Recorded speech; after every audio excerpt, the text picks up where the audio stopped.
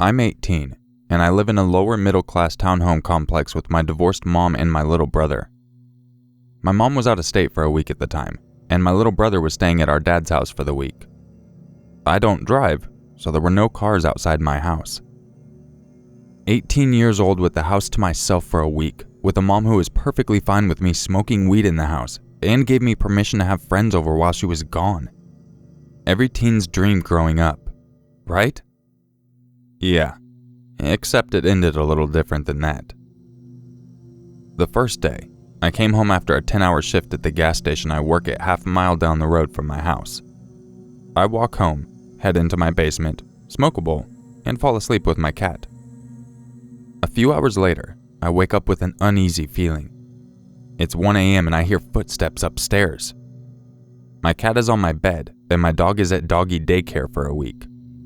I hear drawers upstairs being opened and immediately grab my switchblade and dial 911. They send a squad car out, and I stay on the phone. Then I hear someone coming downstairs. With my bed just being in the basement due to the bedroom essentially being the size of a closet, I'm the first thing they'll see when they come downstairs. I jumped to my feet, dropped my phone, and drew my switchblade. The door opens, the light turns on, and a man walks in, around my age, wearing a backpack and holding a crowbar. 5'10", 140 pounds scrawny and shirtless me is standing there with a mere 4-inch knife, locking my eyes with this man I've never seen before, inside my house, holding a crowbar. He jumped as high as I did when he saw me. With a surge of foolish confidence, I pointed the knife towards him and told him not to step towards me. Funny considering his crowbar had a solid foot of reach over my knife. He shouted, "What the fuck? Bro, we didn't think anyone was here. I'm not looking for a fight." I hear quick and heavy footsteps coming down and a voice saying, "Yo, what the hell are you doing here?"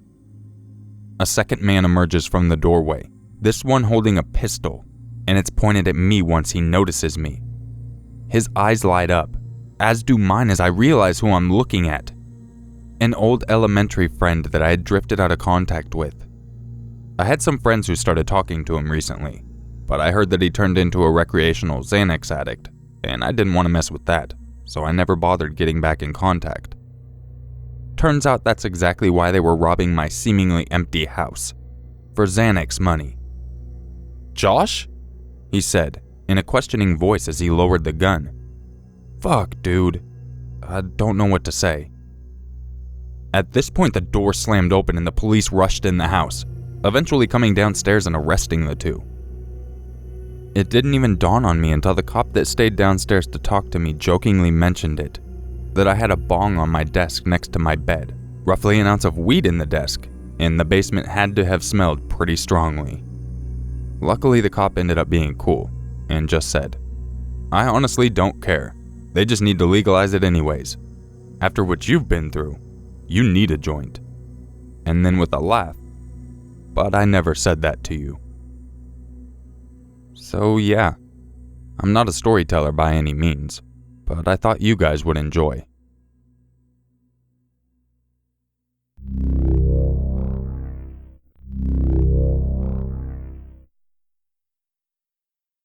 It was the middle of summer and my parents had left for the weekend to go to our house in Cape Cod. It's about a 2-hour drive away, so it's no big deal for them to just leave me alone for a few days. My mom had made some pulled pork and pasta for me to heat up whenever, and I had some money if I wanted to order a pizza. Things were all good. The first night I was alone, I stayed up till 3 in the morning playing Xbox, so I woke up really late the next day. I checked my phone when I woke, and saw that it was a little past 1.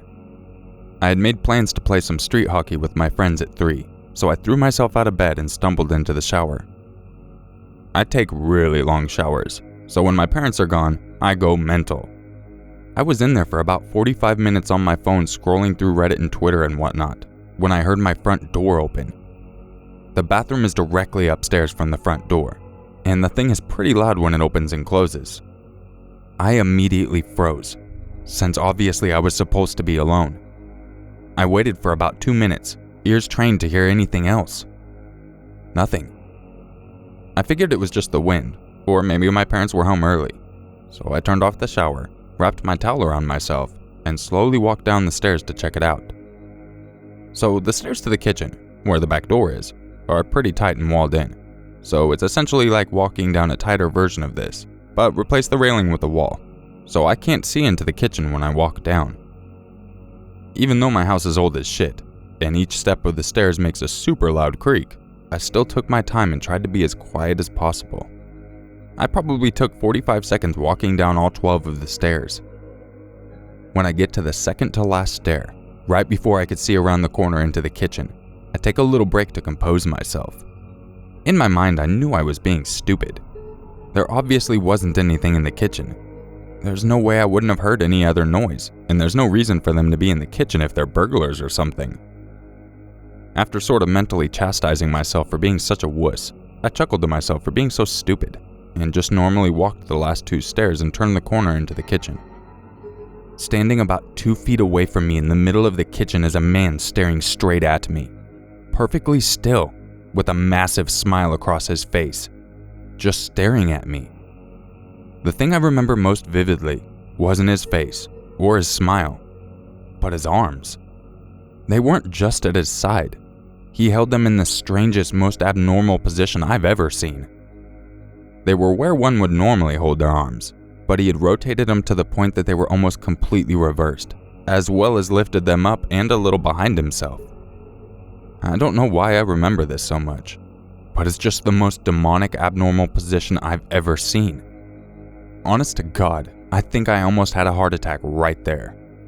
Looking back, I can realize how creepy this situation was. But in the moment, I just took a step towards him and punched him as hard as I could in the jaw, sort of half slapping / pushing him towards the ground. The second I connected, I beelined up the stairs, dropping my towel in the kitchen with my heart beating out of control. I sprinted into my room and locked the door behind me. I quickly put a chair up against the doorknob like you see on TV, and almost without thinking, I immediately called 911, nearly in tears, and told the operator what happened. As I sat on the floor of my room, in practically the fetal position, staring at the door, praying that a cop would be there soon, I noticed the light coming from the gap between my door had stopped. This guy was standing outside my door. There's no words to describe the feeling I had. I was paralyzed with fear, watching the shadows across the bottom of the door shift in tiny ways. I stayed balled up, staring at the gap, praying the man would just go away for what seemed like an hour. All the while, the 911 operator was asking, "Hello, sir? Sir, are you there? Hello?" I didn't want to make a noise, and even if I wanted to move my arms to bring the phone to my mouth, I don't think I could have. Eventually, the light returned to the gap, and I heard the faintest of footsteps, slowly creaking the wooden floorboards as he walked down the hall. It was silent for a minute, as I just sat there curled up, unable to even speak. I heard banging on the front door, and the sound of 2 officers entering my house. I finally felt safe, and when I opened the door to the 2 of them standing there, I almost cried. Nowadays, I check every lock on the house before going to bed. I still get nightmares occasionally, and my heart races whenever I see someone standing still. But I'm doing alright. Even working with sketch artists in a few lineups, the police never found whoever the hell was in my house. That sends shivers down my spine every time I look outside, half expecting to see him standing across the street smiling under a lamppost. I have no idea what he wanted or who he was.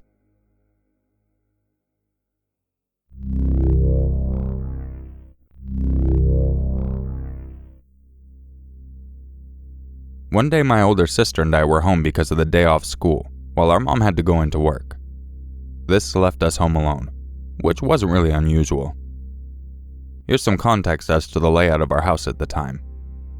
It was positioned on a hill, so one side of our rec room had a sliding glass door to the backyard, while the other side of the room had a high window that was right at ground level. It was also a split level, so our front door was at the landing of the stairs. We were downstairs watching TV when out of the corner of my eye, I saw someone pass the sliding glass doors through the vertical blinds. I told my sister, but in an effort not to panic, she said, "Nope, I didn't see anything." Just then, we saw the door move as if someone was trying to pull it. We both ducked down and crept to the stairs. We were on our hands and knees because our front door had windows. My sister finally bolted up the second half of the stairs and into the kitchen. This left me right under the door as the person tried to open it. My sister peeked around the corner of the kitchen doorway to see if the person was still there. When the coast was clear, I sprinted up the stairs and joined my sister in the kitchen, huddling from the windows. I turned to find my sister with a huge kitchen knife, ready to attack the potential intruder. I stifled my laughter at the hilarious visual, long enough to call my friend's dad who worked from home next door. While we waited, we heard the person trying the doors all around the house. Thank goodness my sister is paranoid and locks every door at all times. Our neighbor showed up, baseball bat in hand, but said he had seen a white van drive away. I called my mom, and she began to contact any company that came to our house, Terminex, gardeners, etc. Turns out it was the guy from Terminex, who was soon fired for this incident. There was no reason for him to try to come into our house, especially without trying to ring the doorbell first.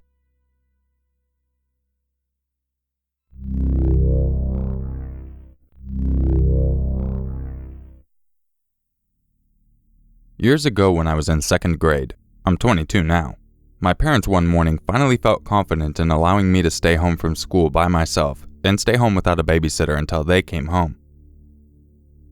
That morning my father gave me a house key, showed me the emergency numbers in the yellow book, and gave me instructions on what to do if stupid things happen like the house catching on fire. After school that day I came home, put the key in the door and walked into my house. I felt free. And I felt privileged that I was finally a big boy, and that I could now be on my own at home. Needless to say, I kinda got caught up in the moment, and ate tons of ice cream while watching Terminator on VHS, since my parents would never let us watch anything other than PG-13. Around 5 that day, I heard the doorbell ring. My dad told me to never answer the door by myself, even if they were home. I walked to our family room where I could get a good view of who was out there.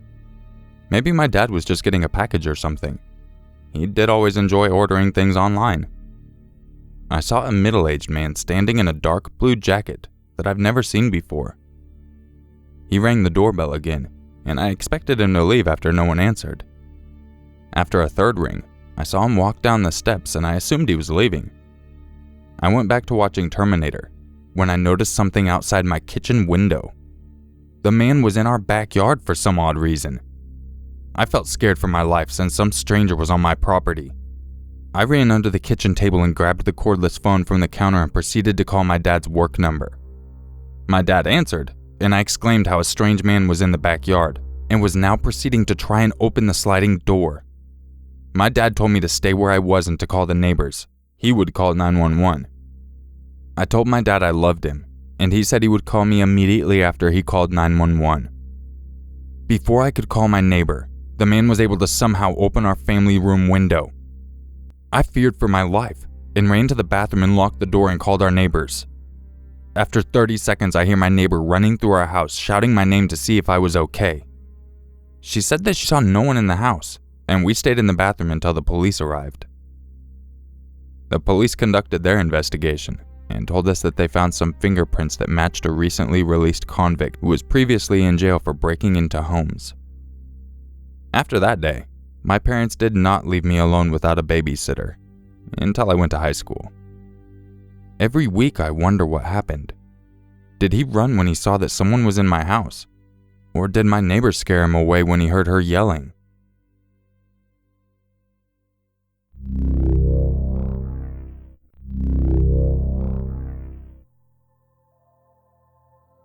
This happened a few years ago to me when I was still living in my childhood home down in California.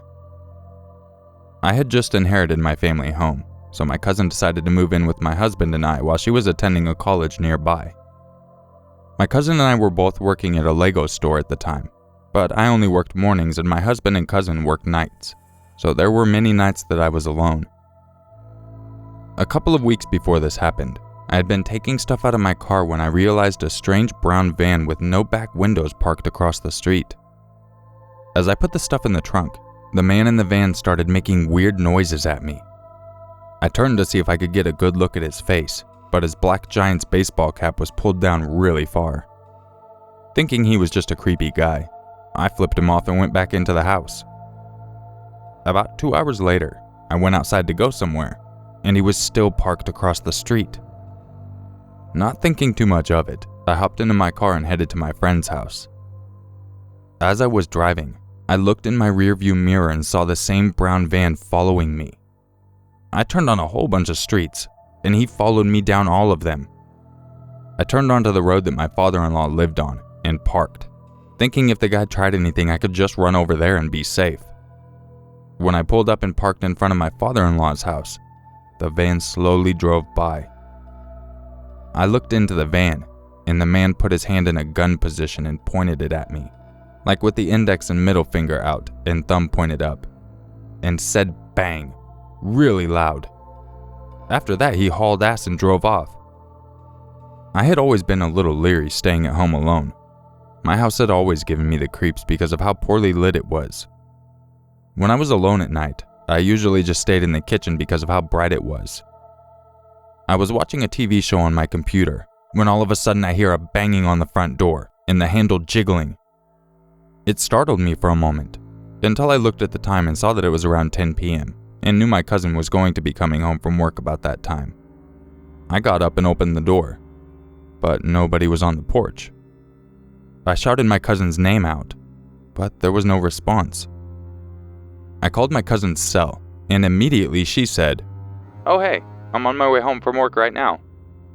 Before I could say anything else, there was 3 extremely loud bangs on the door that connected the kitchen to the garage, and the knob was shaking violently. I slammed the front door closed, locked and chained it, and ran to my room. My aunt called me while my cousin called the police, and I stayed under a blanket until my cousin arrived. When she came and got me, I was led outside to talk to the police. I was trying to explain what happened, but the officers along the side of the house were distracting me. I walked over to where they were, but one of the police officers held me back. They opened the gate and saw that the door to my garage, which we always leave locked, was wide open. All of the police in the area pulled out their guns and went into the garage, but nobody was in there. Afterwards, the police told me it was probably just some kids messing around, but if I ever get scared at home to just call them and they'll send someone out. About a week later, I was watching something in my living room with my cousin and my husband. As I was passing by the window next to my front door, I realized there was a guy wearing the same baseball cap as the guy in the van, standing outside on the sidewalk, staring at the house. When he noticed me watching, he immediately locked eyes with me and slowly gave me the creepiest smile I have ever seen. I turned and yelled for my husband to go out there, but when I turned back around, he was gone. I will say that the baseball cap in question is really, really generic, and a lot of Giants fans wear it, so I can't say it was the same exact guy, but it felt like it was. 3 days after that, I was home alone at night again. I was on edge, but I was trying to ignore it, telling myself I was going to be okay. I was baking cookies in the kitchen when I thought I heard a knock at my sliding glass door. My whole body tensed up and I slowly turned towards the door. The lights in the backyard were off and the kitchen ones were on, so the glare on the window made it impossible for me to see if someone was outside. Everything was silent for a few seconds before someone banged on the door again. I screamed, but felt paralyzed in fear. The person ran on the deck from the sliding glass door to the 2 windows in the living room and started knocking on them as well. They came back to the sliding glass door to knock and started trying to open the door. I finally came to my senses, grabbed my keys and ran into my car, locked myself in and dialed 911. We sold our house shortly after that, and I still have a hard time staying home alone, even though I'm 2 states away.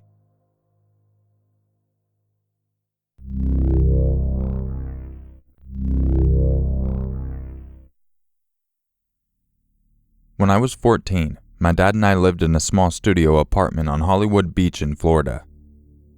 We didn't really have any money, but we treated ourselves to takeout every Thursday night from the same Chinese place a few blocks away. They were family run, so the same guy came to deliver the food every time.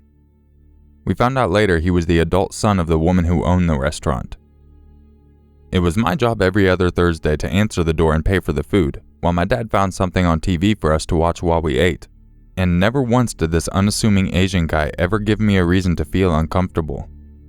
He was short and tan, with gray hair and glasses. I was friendly, but not talkative. At 14, I was still in my shy stage.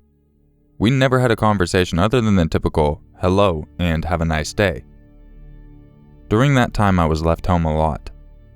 Both my dad and I felt like 14 was old enough to spend a few hours home alone in the afternoon after school. I was also very close with the woman who lived next door and her goddaughter, so I would spend a lot of time over there when my dad wasn't home.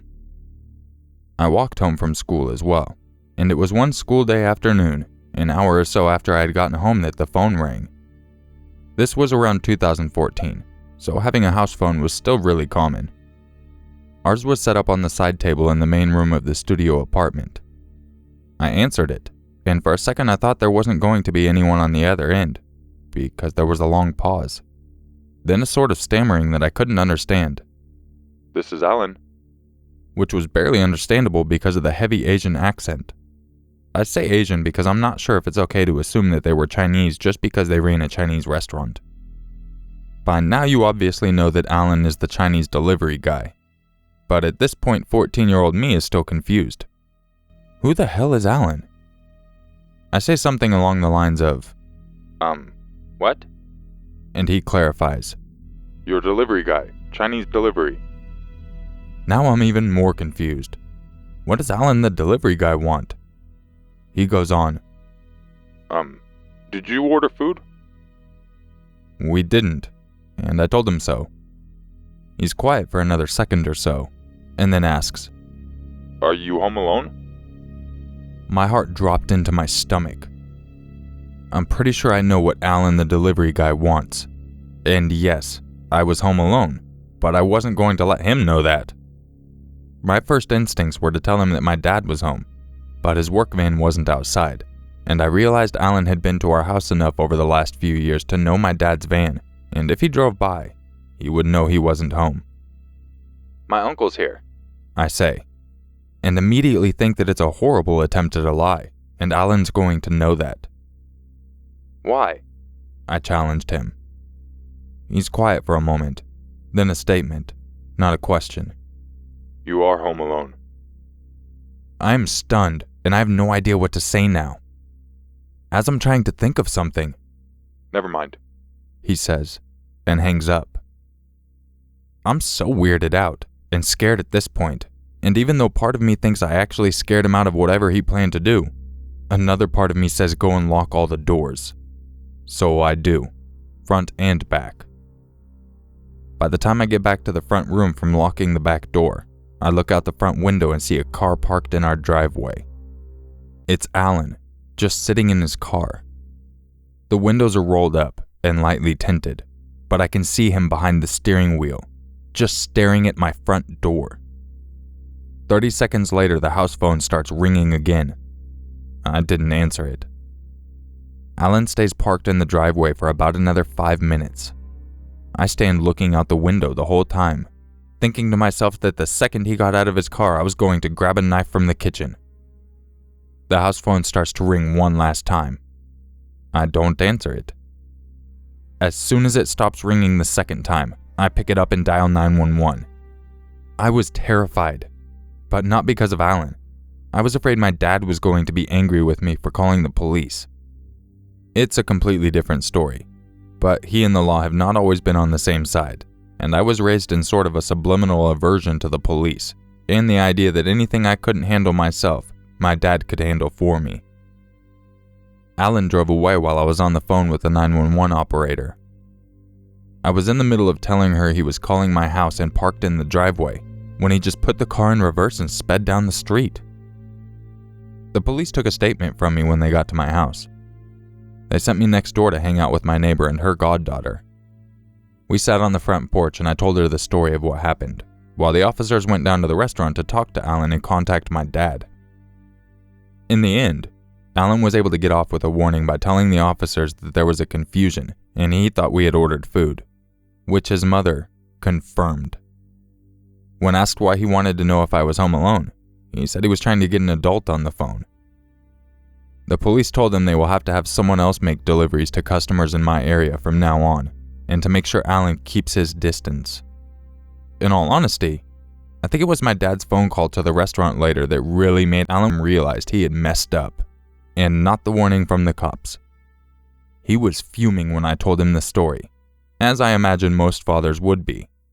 He called the restaurant and spoke to the woman who owned the place first, then somehow convinced her to put Alan on the phone. What followed was one of the greatest conversations I had ever heard, even if it was only my dad's side I was hearing. Nothing makes you feel more loved than your dad in a macho protection mode. My dad threw insults that I had never heard before, and I was in middle school, a kingdom of insult connoisseurs. I knew it was a very serious situation, and I knew that my dad was really angry, but I was in the background stifling my laughter into a pillow. At one point my dad asked Alan what the hell he thought he was doing driving over here, to which Alan responded something about being lonely, and my dad said, "If I ever catch you on this street again, Alan, if I even hear you were near this street, I will make sure you're lonely for the rest of your life by ripping your dick off and choking you with it." We stopped eating Chinese after that. And rest in peace monetization.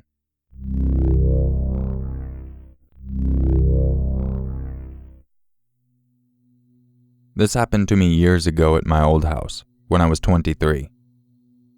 I was home alone and I get a knock on the front door. I'm always cautious of people at the front door, because my front door is set back on the side of my house, out of view of the main street. I opened my wooden door, but kept the security screen locked as usual. There were two large security-looking guys in black suits with greasy hair.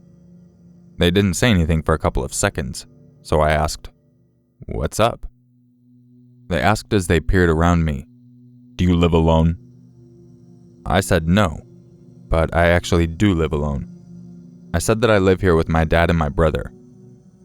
My dog was jumping around behind me, barking at the excitement of the front door. They asked me, "Does your dog bite?" and "Is your house secure?" At that point, I asked them where they were from, like what company, and with one last look around me and through the house, they said, "We'll come back later. Maybe you'll be more cooperative." I just slammed the door shut at this point and stood there terrified. I heard a jiggle of the security screen handle, and a part of me died thinking, "Oh fuck, it's not locked. I'm dead." But it was locked, thankfully. I ran to the front window and watched them get into their car and take off. Then I immediately ran to the neighbors thinking that they had spoken to them as well, and that maybe they were just door knockers for a company, but were just really bad at it. My neighbor said she hadn't had anyone knock, but assumed they were friends of mine because the car was in my driveway almost every day this week. I work during the day, coming in and out, leaving and returning. I asked if it looked like they were stealing, but she said no, and she didn't see them taking anything. Either way, I went through my house looking for pinprick holes for cameras like in the movies. I didn't find anything, of course, but the neighbor never said they actually came in. They could have just been going around the back testing the windows or something. Who knows? I called the cops, and felt sorta silly, but basically wanted them to know that if I turned up dead, that I know who did it. They took it very seriously, and a squad car was sent out to take down the information I had. I got a call later that night, and they said men matching the description were the persons of interest in a break-and-enter rape near Tea Tree Plaza shopping center, and that I now needed to take these events very seriously. They sent a car out to see me, and did regular checks for the next 3 nights, but the guys never came back as far as I know. I'd like to write some dramatic ending, but I was lucky enough to not experience one to tell. This story happened years ago at my old address 3 months ago before we moved. Not because of this, but because my lease was up. This is the reason I never opened my door, not even for the police. I've had lengthy discussions with police officers for various things, like kids setting off fireworks and them wanting to know if I saw anything, that sort of stuff. But I've never opened my door and let them in. If I ever hear a noise or get freaked out, I just randomly start talking to nobody in hopes that whoever is outside will start thinking that I have men in the house, saying things like, "Hey Dad, you want some coffee? What about you, Jack?" 10 out of 10, it's always nothing. But I feel better knowing that if it was someone, they may have to think if it's worth the risk. I'll look through the window to ask what they want. I also have a "Do Not Knock" sticker, so when there is a knock, it's either someone I know or someone I don't want to know.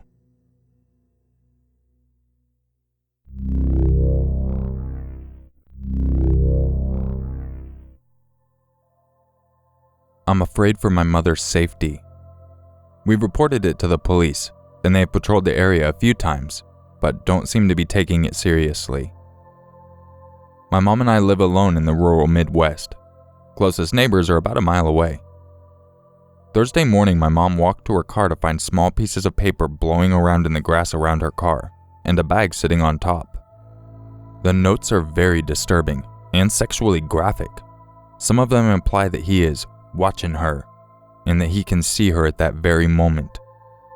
Inside the bag, 2 glass dildos. She's not a very social person. She doesn't have any enemies or friends who would do this. She reported it to the police right away. One of the neighbors drove by our house that morning and noticed a man in his 20s with rotting teeth and brown hair walking down our gravel road away from our house.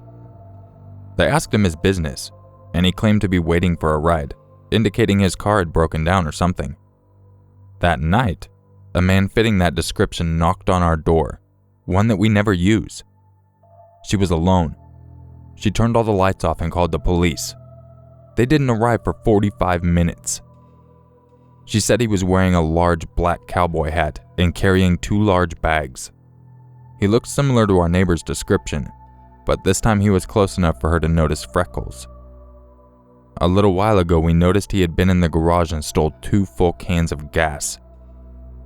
There are a lot of outbuildings and land, trees and hills for him to hide.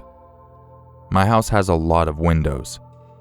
We've begun keeping the windows and doors locked and the curtains shut. I'm paranoid and terrified. My mom is mostly angry, but she shouldn't feel unsafe in her own home. What do you guys think? Why would a person do this? Update 1. Finally uploaded the pictures from her phone to Imager. It was a long process, and they're kind of blurry, but feel free to check them out. Links are in the description. Update 2. Nothing seems to be out of the ordinary this morning, but I'll keep walking around the property and thoroughly checking before I leave. I asked my brother to come home today, and he said he would. But apparently she talked him out of it now. I'm very upset that no one seems to be taking this seriously. The garage has been padlocked, but there's still a barn, corn crib, and a basement that he could easily hide in. I tried again to get her to leave, and she flat out refuses. She is convinced that because he didn't actually try to break in the house that night he knocked on the door, that he's not a threat or will give up. She doesn't want to be freaked out, and I don't blame her. But it's too late for that. This guy has been seen around town, and no one knows him, which is a red flag in itself. I want to be proactive about this, but there's only so much I can do right now.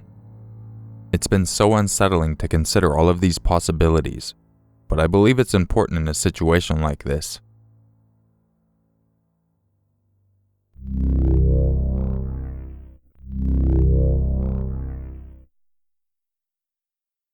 This is the first time I've ever written this down, and even though it was over 6 years ago, it has changed my personality forever. This isn't a made-up story. It genuinely happened, and was actually featured in my local paper. But I don't like the idea of people knowing who I am or finding me, so I won't link it. I'll try to keep this as short as I can while giving most of the details. A little background for context first of all. I'm a female, and was 23 at the time of this incident. I was living in the house my parents left me after they died. My dad died when I was 5 from a stomach ulcer, and my mom died of womb cancer when I was 22.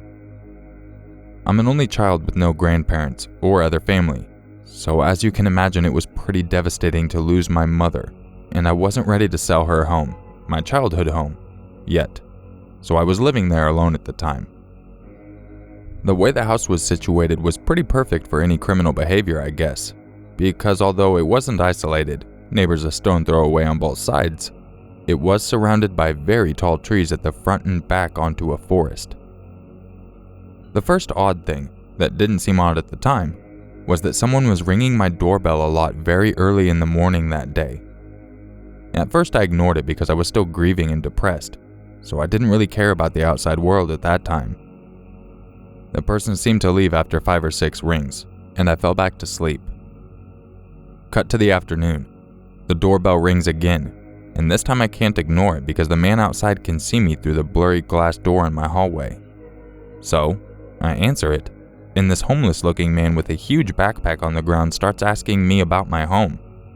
He obviously wasn't part of a company, so thinking he's an oddball trying to see how easy it was to rob my house, I politely say that I'm not interested and close the door. He stands there for ages, but I see him eventually leave and I brush it off. 20 minutes later, he's back. Thank God I locked my doors, because I see him walk straight up to the door and start trying to open it. I shout through the glass at him and he looks shocked and says that he knew my mother. I just ignore him and call the police straight away after checking all the doors and windows are locked. While I'm still on the phone, I hear him using what sounds like tools, and getting scared that he's about to break through the door, I stand by my back door, ready to run. About 30 seconds later, I see my front door shutter and slightly open. I panic, drop the phone, smart, I know, and run as fast as I can down my garden into the woods, onto the path, and run to the neighboring street. I don't see him anywhere, so I assume he's robbing my home, and that's all he wanted. Slightly relieved, I knock on a stranger's door at random and ask them to call the police again. The police arrived to meet me in the living room of this stranger, what seems like hours later, but was probably only 40 minutes. I go to the police station and find out exactly what happened was a lot creepier than I had imagined. When the police got to my home, the man was gone, but he left a host of fingerprints and evidence, and because he was known by the police, he was picked up the next day hiding in a family campsite. He wasn't too bright, obviously, and also had a long list of mental health problems, everything from schizophrenic to manic depressive. He used a long screw-like tool to break my lock by hammering through it, and once inside he left huge carving knife marks all along the hallway, as well as muddy handprints and creepy carved out words on all 4 of the bedroom doors, which were almost all spelled incorrectly. Words like bitch, as well as the phrase, gut you. It might not sound like much, but I can't explain how scary it is to see slice marks meters long covering your hallway. He also left a large knife stabbed into one of my bedroom doors, fingerprints and all. He didn't steal anything as far as I'm aware, but he actually left a note for me that morning when I hadn't answered my door, although I never saw it because it was under a plant pot. His spelling was atrocious, so it was hard to even fully understand what the note said, but he proved he knew my full name, age, and that he knew I lived alone. Frustratingly, I wish I could say he went to prison for a long time, but in the end I think he only got around 3 years, even though he was wanted for other petty crimes, and a more serious case of rape. I've never seen him again, and since sold my old family home, but I still can't bring myself to answer the door to strangers to this day.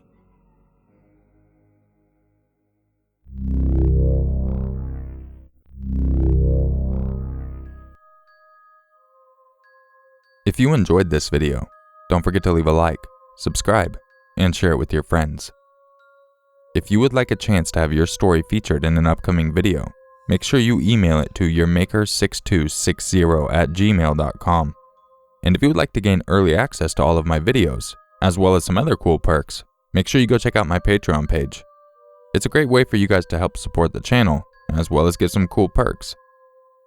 So I hope you guys enjoyed this longer video. I think maybe a couple of these stories I did do a long time ago, like a year ago, but back then my narration was atrocious, so I wanted to go ahead and do the stories justice. Either way, I hope you enjoyed this longer video, and I'll catch you in the next one. And just remember, it's always scarier if it's true.